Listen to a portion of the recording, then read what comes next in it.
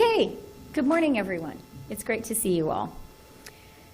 Il y a presque 2 mois, jour pour jour, la Russie a lancé sa guerre barbare contre l'Ukraine. Mais il ne s'agit pas seulement d'une attaque contre l'Ukraine. C'est également une attaque contre le droit international, y compris la Charte des Nations Unies, ainsi que contre la démocratie, la liberté et les droits de la personne. So let me be very clear. Russia is committing war crimes right now, even as we are sitting here in our embassy in Washington. And in addition to widespread destruction and death, Putin's war is having a profound impact on the global economy. Putin's war is causing food prices to rise. His war is causing energy prices to rise. It is driving inflation higher worldwide. The economic consequences of Putin's war are hitting the most vulnerable around the world the hardest. Over the past few days, I've been speaking with international counterparts about how we can all take further action to support Ukraine and to raise the cost of Russia's aggression. Putin and his henchmen must feel the consequences of their illegal and barbaric war. Canada is glad to have taken a leading role in establishing an administered account for Ukraine at the IMF earlier this month, providing donors with a secure vehicle to direct financial assistance to the Ukrainian government. Canada has now proposed to offer $1 billion Canadian in support through the administered account. We announced that in our recent budget.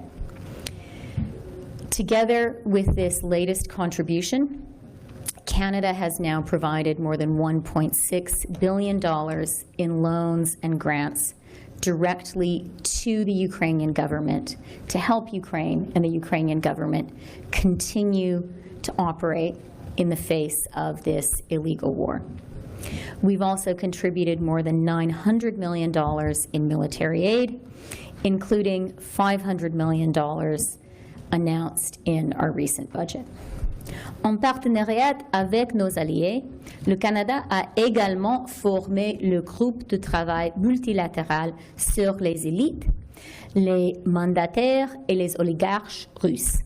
Nous avons déployé des ressources fédérales pour travailler avec nos partenaires, tant étrangers que nationaux, afin de cibler les actifs et les bénéfices engendrés scrupuleusement pour les élites russes et leurs prête-noms. Nous travaillons également, tel qu'annoncé dans le budget, à officialiser la capacité du gouvernement canadien à confisquer et déposer des biens détenus par des personnes et des entités sanctionnées. Winning the war, and after that, rebuilding Ukraine, will be an immense task. This will be perhaps the greatest political undertaking of this decade for all rules-based democracies. Sidhiyu, I want you to know that Canada will play its part. In addition to the grave challenge posed by Russia's war on Ukraine, I had the chance this week to talk with my colleagues about the importance of continuing to help the world's most vulnerable countries recover from the COVID pandemic and build resilience.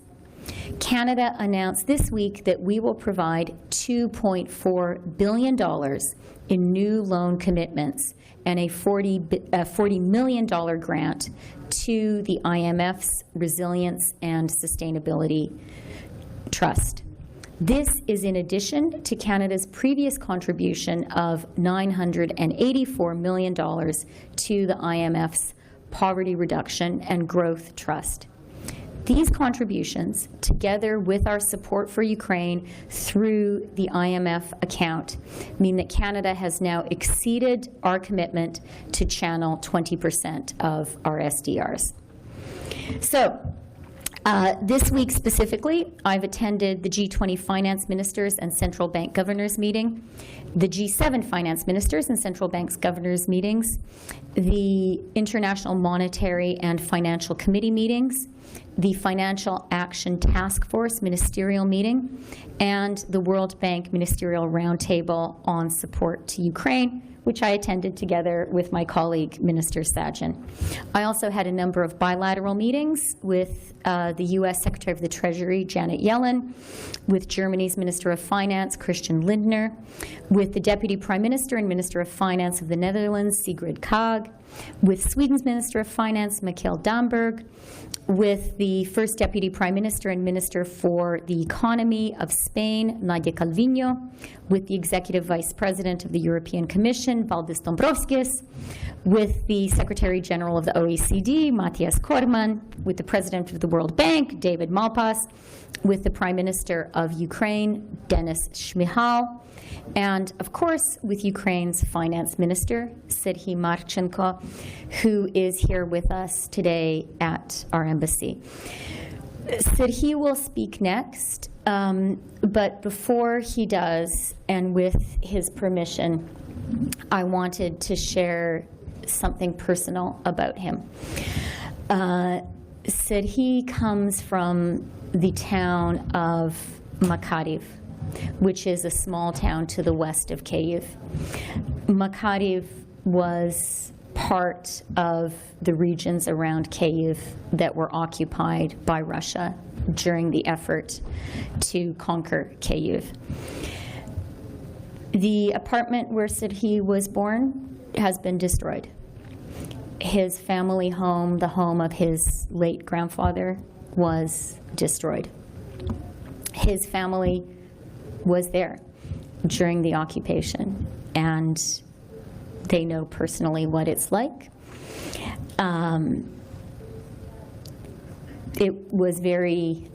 It affected me very much to hear Serhiy, who is the finance minister of Ukraine, talk to me about that. But he did tell me that his parents are now back in their village home, and they are planting potatoes, because that's what you do in April in Ukraine. Я тепер передаю тобі, Сергію, слово. I hand it over to Serhiy Marchenko, the Finance Minister of Ukraine. Thank you very much, dear Vice Prime Minister, Minister of Finance of Canada, dear colleagues. First and foremost, let me sincerely thank you, Chrystia, for your support of Ukraine, and for all of my heart I want to tell you that we think that Canadian support, the support of Canadian people, which we see right now, is unprecedented.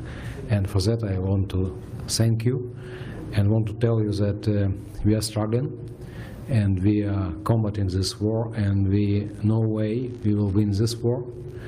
We have very good expectations from previous meetings, and our government is full operational. In the first day of war, we provided necessary step to relocate our critical infrastructure to the west of Ukraine, to spread our people throughout Ukraine, and we have been able to do necessary steps to give necessary flows of money to our people. We paid pensions, paid salaries, paid necessary expenses for military, and also we service our debt. It also worth mentioning that now we're here not just to meet a great leader of financial world. We are here to explain our situation in Ukraine, where we see drastic causes of Russia unprovoked invasion in Ukraine, Russian atrocities. What they have done, I can't even explain, you know it quite well, but a lot of civilian people were killed, women's, children's, And I'm here because of my mission. My mission is here to show, to explain for all people around the world that we need your support, not only military support, but financial as well. We need the support from a very short period of time. We believe that this bridge to the normal can help us to reshape our economy and again to help our budget to be balanced. Because pre-war our budget was fully balanced. We expected this year to have a 3% of GDP budget deficit. Our debt GDP ratio was lower than 50%, so our macro-financial stability and fiscal stability were in a good shape. And again, I want to iterate that I'm here to attract attention to Ukraine and to gain necessary support. And again, I want to thank you. Chrystia Freeland is a great friend of Ukraine. He have done a lot of necessary steps to show all people around the world that Ukraine is not alone. And thank again for your support and for your impressive speeches towards all members of G7, G20 countries. And my last maybe message before you can ask questions, I want to reiterate again that we expected that countries which now presented in spring meetings, when they return back to home, make some collective actions toward Ukraine. We needed this very much. We needed this support because our estimation around 5 billion gap of our deficit needed finance. So again and again, I would have preferred to speak with you in a more peaceful condition, but when I realized that in my countries, bombing, sheltering, and you know the situation in Mariupol is very, I can't even use a nice word for this.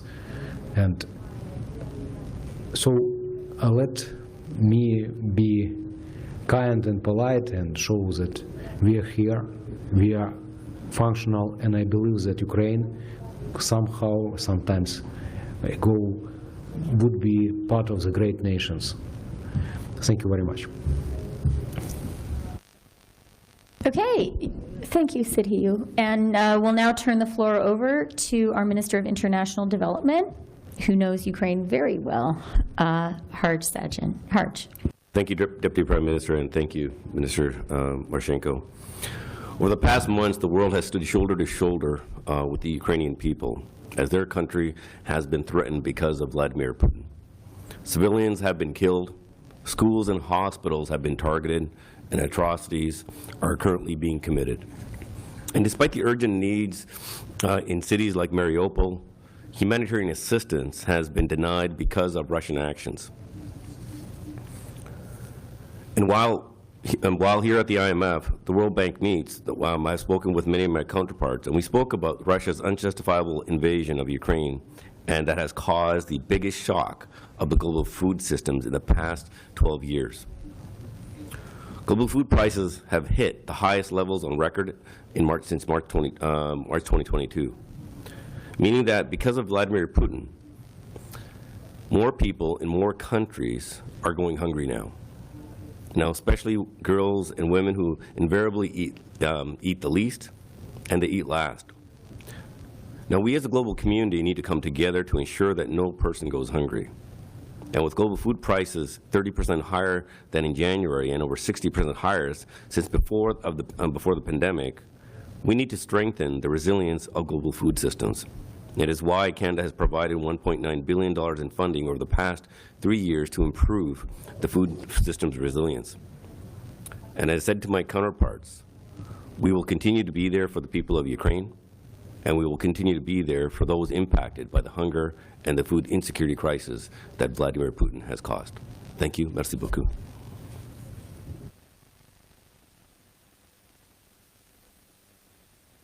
I just ask that I'll just project. There's a microphone at the back of the room. One question, one follow-up, and if you could please state your name and is English, French interpretation, English, Ukrainian interpretation. Yes?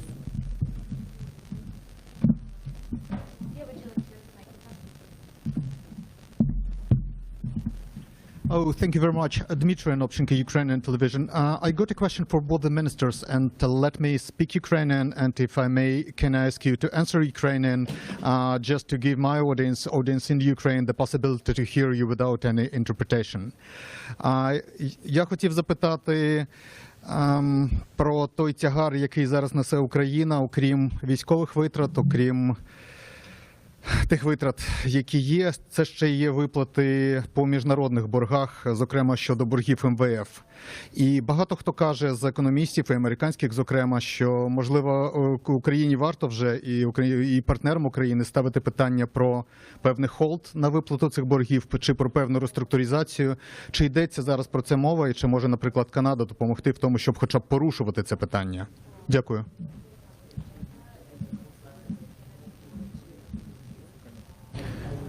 Is it translation? Я відповім українською.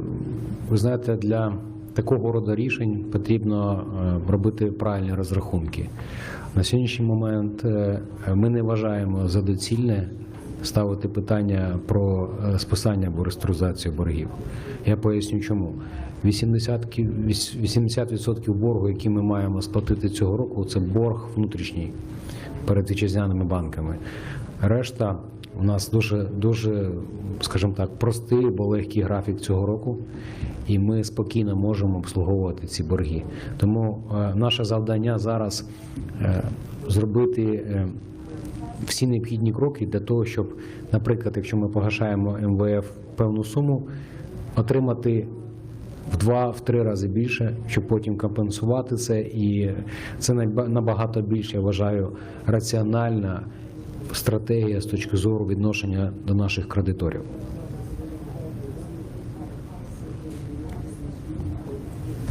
І я, може, додам, це, очевидно, питання до України, до українського міністра фінансів. Але дозвольте мені додати, на цьому тижні міжнародне суспільство, міжнародні фінансові лідери почули дуже чітко від міністра Марченка, від прем'єр-міністра Шмигаля, що Україна потребує. Вони нам пояснили те, що не завжди видно здалека, що хоч іде війна, українська держава, український уряд функціонує. І вони нам пояснили, що те, що Україні дуже потрібно зараз, це фінансовий міст. Це фінансова підтримка на цей перехідний період, поки одночасно Україна воює і український уряд працює. Ми почули вас,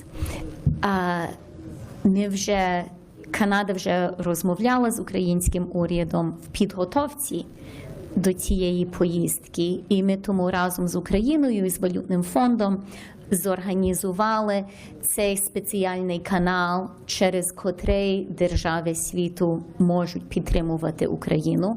Канада вже, як я сказала, $1 мільярд.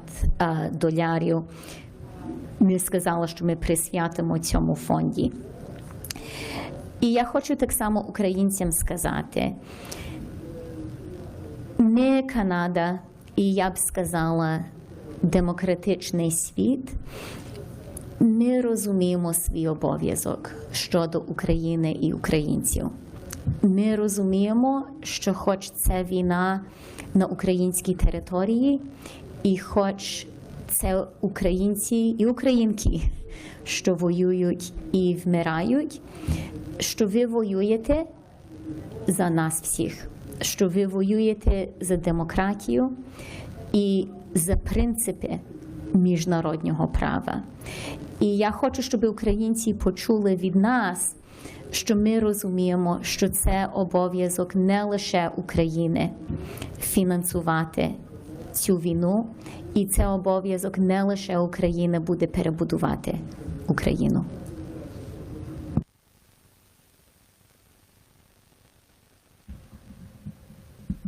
Good morning. Thank you for coming and inviting us this morning. Appreciate it.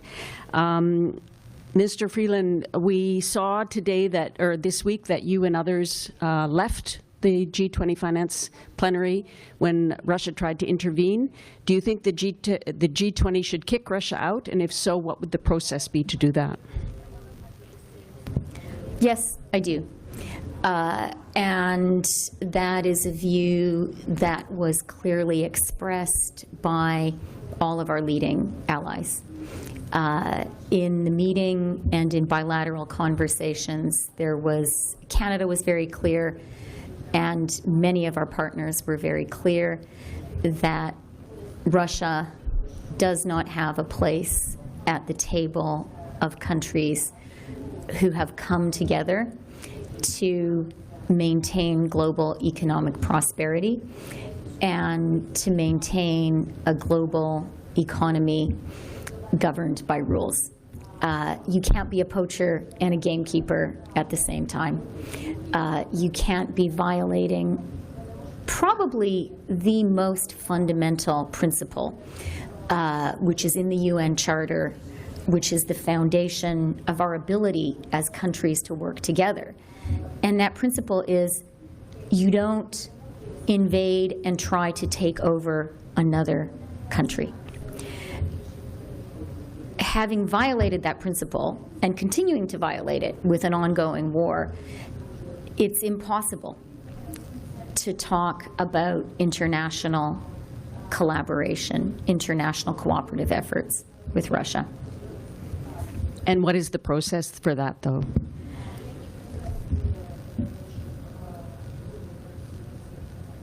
We need to be clear, and we are, with Canadians and with each other, that this is our view.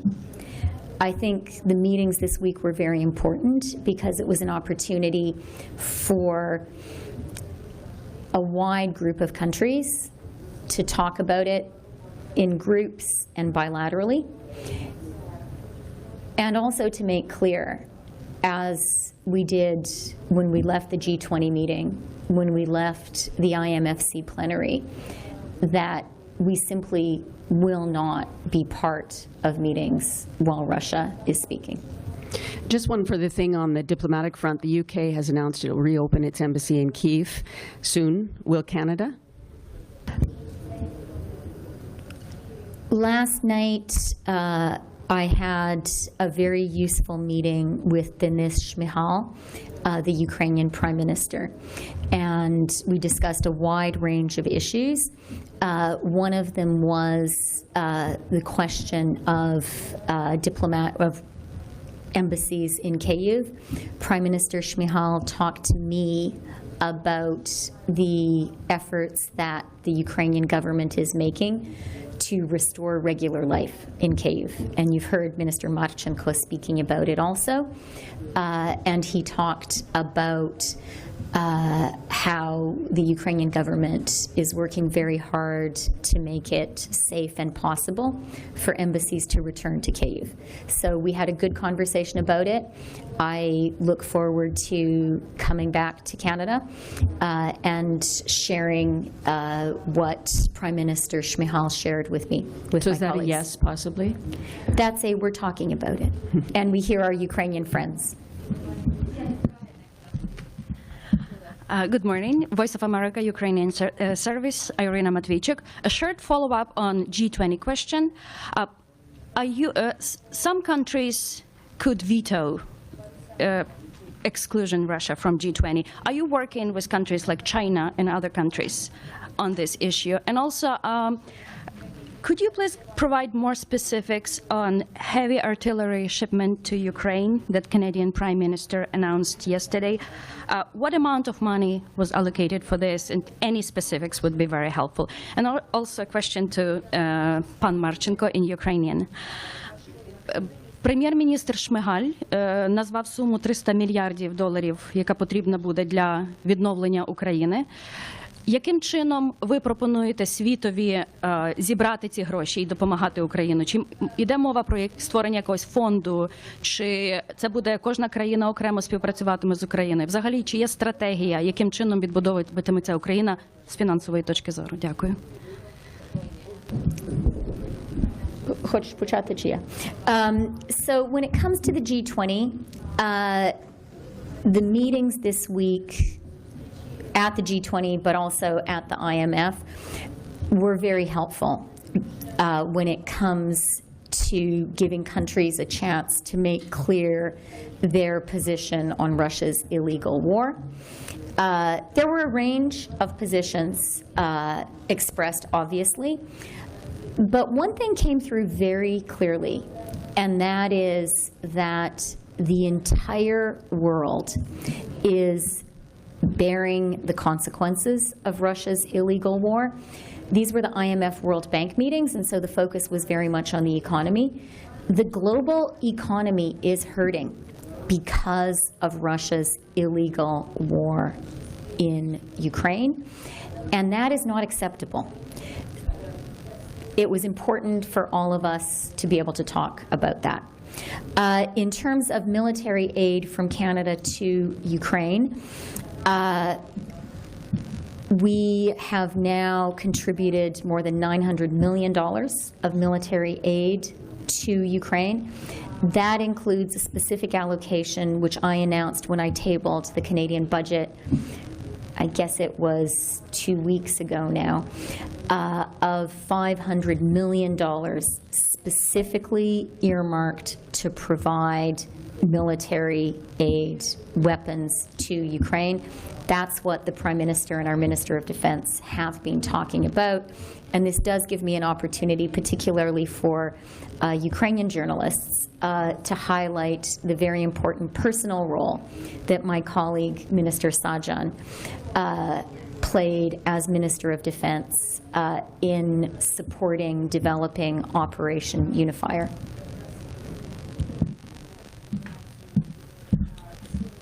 Hi, good morning. Oh, sorry.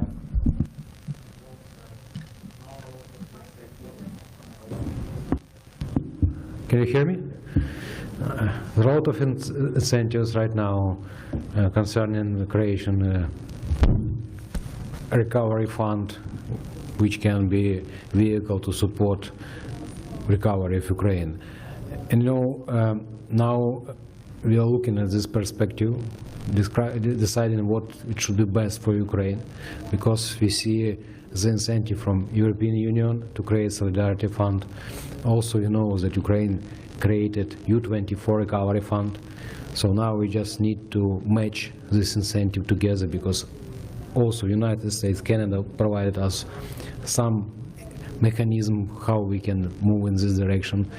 What us concerns the most is Russian assets, frozen Russian assets, and we're eager to find a way how to seize these assets towards Ukrainian fund, to rebuild Ukraine, to recover Ukraine. Let's see how it will be. Thank you. Hi, good morning. I'm David Lauder with Reuters News Service based here in Washington, D.C. I actually have questions for all three of you. So, Minister Marchenko, the pledges have been coming through, but your president yesterday said that Ukraine needs $7 billion per month just to keep its economy going. Do you think, that Canada is now pledging $1 billion, the United States is pledging $1 billion? That doesn't seem like it's going to be enough. What needs to be done to scale that up? And Minister Freeland, if you could just follow up on the G20 discord issue, there has been really no communiques issued this week. We can't, ministers can't agree on putting things in writing. Is that a problem for these forums going forward?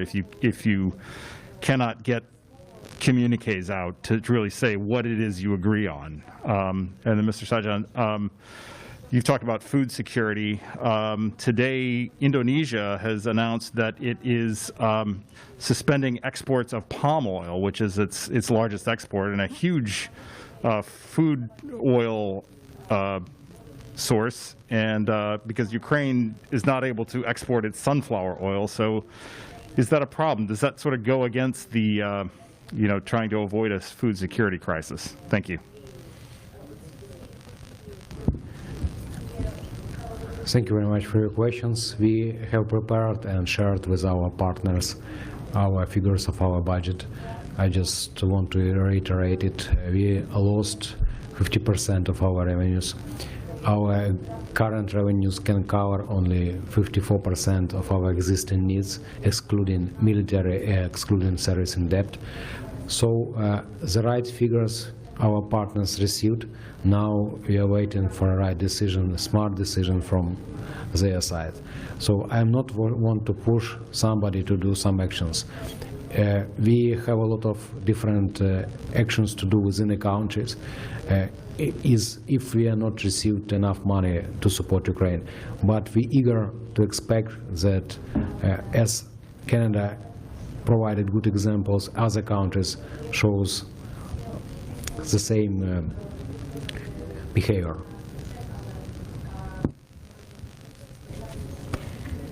On the G20, yes, it is the case that the G20 can't function effectively with Russia at the table and with Russia in the room. It's an absurd situation because the central challenge which the global economy is facing right now is Russia's illegal invasion of Ukraine. And we can't really talk about it with Russia in the group unless and until Russia takes the right decision, which is to end its invasion, to withdraw from Ukraine. Having said that, the meetings in Washington this week have been extremely productive. They've been a chance for all of us to hear directly from Minister Marchenko, from Prime Minister Shmyhal, what is happening, what Ukraine needs, and what Ukraine's plans are. That's been really useful. And it has also been a chance for the other G20 countries to talk to each other, to make clear our respective positions, and to talk about how to proceed. And I want to say one thing about food, if I may, and Minister Marchenko might also want to comment just from the Ukrainian perspective. One of the things that we learned from Minister Marchenko is that really a big part of the food challenge is not that the food doesn't exist in Ukraine. Ukraine had a successful harvest in the fall. There's a lot of food in Ukraine waiting to be shipped to the hungry people of the world. And so the challenge really is about finding a way to open up Ukraine's ports. And that's a challenge that is really at the heart of the world's food security challenge. I'll turn it over to Harj. To answer your question about the challenges, I mean, inside Ukraine, the people are suffering, and Vladimir Putin's war in Ukraine is also creating suffering around the world. People are they were already stretched because of the pandemic. And now the food security crisis, because Ukraine was also breadbasket for the world. And I had our team already early on looked at the percentage of Ukrainian wheat was going to the number of developing countries. That is going to be zero right now unless those ports are open. So we'll be having a greater discussion later on this month. I spoke with many counterparts here at the World Bank as well on what we need to do to mitigate this. So one of the things the Deputy Prime Minister just mentioned, the ports opening would make a significant contribution in terms of the humanitarian crisis that's actually taking place around the world as well. So that's one thing. But also, other nations will step up, including Canada, to look at other ways how we can provide support. And other nations who, when it comes to the actual wheat, we also have to take a look at what needs to be planted next year. So the fertilizer is also going to be a significant a challenge as well. So all these things are being taken into account. The rest of the world is coming together, and we call on Vladimir Putin to allow those ports to be open so that the world does not go hungry. Should other countries, though,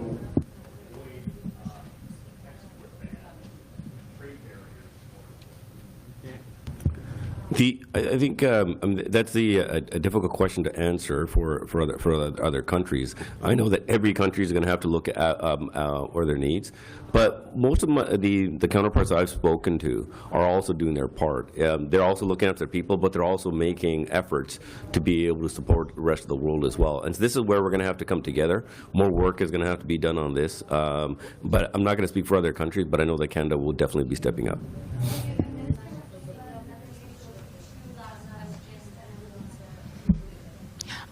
Good morning. I'm from Ukrainian outlet, so let me ask you to answer in Ukrainian for our audience.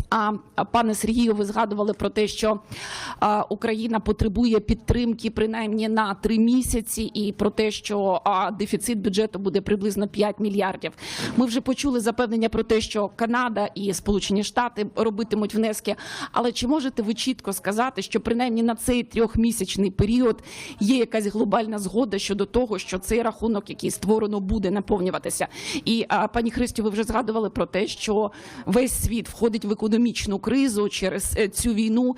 І чи можемо ми бути певні, що Україну не залишать на самоті через те, що країни самі мають проблеми і потенційно вони можуть лише посилюватися? Дякую. Дякую за запитання. Чи можемо ми розраховувати, що все буде добре?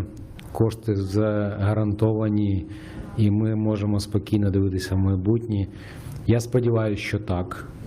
Тому що ми ж не тільки розраховуємо на підтримку наших міжнародних партнерів, ми робимо домашню роботу, і я думаю, що у нас є рішення для того, щоб забезпечити максимально в тих обсягах, які необхідні, і в ті терміни, які необхідні виплаті пенсій, заробітних плат, підтримку армії. Тому в мене немає сумнівів, що ми це зробимо. Дякую. Ну, я можу вам сказати дуже твердо, що Канада не залишить Україну. І ми справді розуміємо, що ця війна – це також наша війна. І ми дуже розуміємо, і ми вам, чесно кажучи, ми дуже вам вдячні. Це тільки українці і українки, котрі воюють. Це тільки українці і українки, котрі вмирають. Але ви воюєте для нас. І ми розуміємо, що у нас є моральна відповідальність перед вами, але також практична відповідальність перед вами. Для нас це дуже важливо, щоб Україна перемогла. І для того, щоб Україна перемогла, ми розуміємо, що вам потрібна зброя, гроші і санкції. І ми працюємо над цим. Oui, bonjour Madame Freeland, bonjour Monsieur Marchenko, bonjour Monsieur Sejan. C'est Azab Weldegergis, Radio-Canada. Vous venez de le dire, cette guerre, Madame Freeland, se passe en Ukraine. Il y a beaucoup de soutien militaire venant des États-Unis, du Canada. Où en sont les discussions diplomatiques avec la Russie? Jusqu'où peut aller cette guerre? Hier, Joe Biden a dit que cette guerre allait être très longue. Quelles sont les résolutions diplomatiques? Quelles sont les discussions diplomatiques entre le Canada et peut-être Moscou, parce qu'on a toujours une ambassade là-bas? Mr. Marchenko, the next question is for you. Where are the negotiations, the diplomatic negotiations between Ukraine and Russia right now? Joe Biden yesterday said this war will be very long. As Mrs. Freeland said earlier, she said, the war is in Ukraine. Ukrainians are actually dying. You're fighting a war for everyone. So where do you see this going in terms of diplomatic resolution? Mr. Sajan as well, please. Peut-être je vais demander au ministre Marchenko de commencer parce que c'est une question surtout pour l'Ukraine et après ça on peut aller. Сергій, хочеш почати? Et le rôle diplomatique du Canada aussi, oui. Thank you very much for your question. I'm not part of negotiating team, so I don't have a mandate to discuss how this conflict could be resolved. But what I tell you, like Ukrainian citizen, to Ukrainian Minister of Finance, that we need to be ready to combat that last meter of Ukrainian territory to be again to our sovereignty. And we see right now that Russia should negotiate in a good faith. They don't. So let's see how it will be.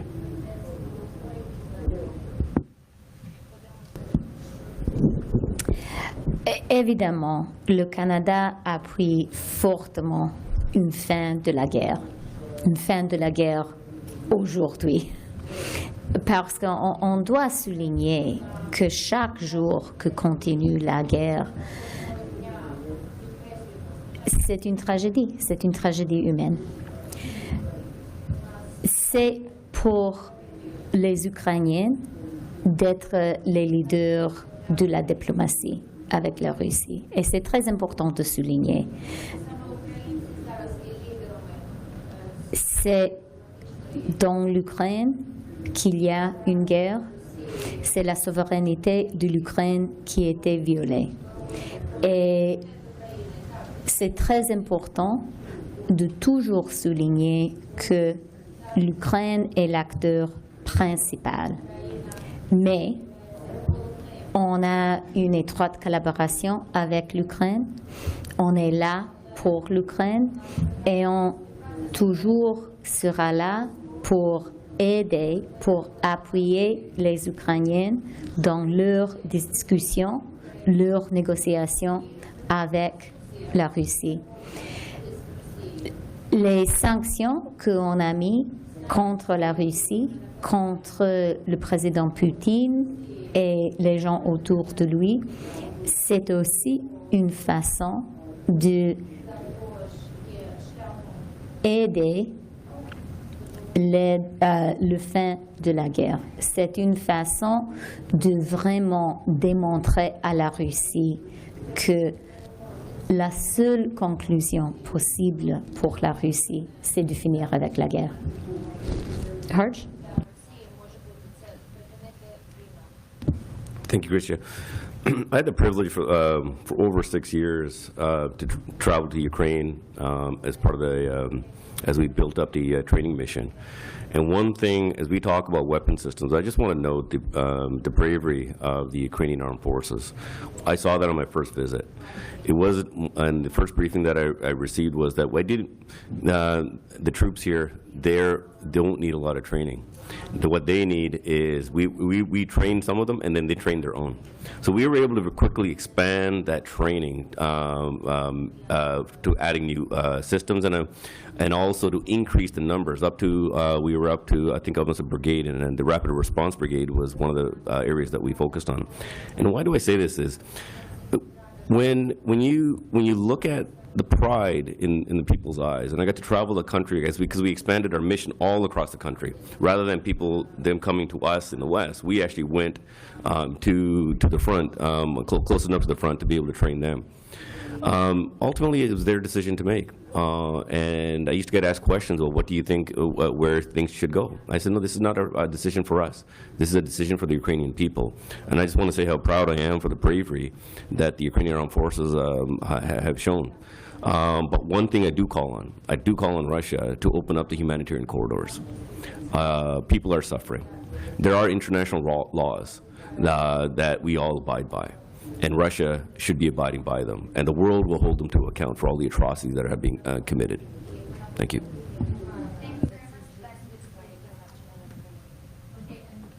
before people leave, я скажу по-українськи, я хочу представити вам ще одну дуже важливу канадську особу, нашого посла Kirsten Hillman. Kirsten, can you wave so that the Ukrainians can see who you are?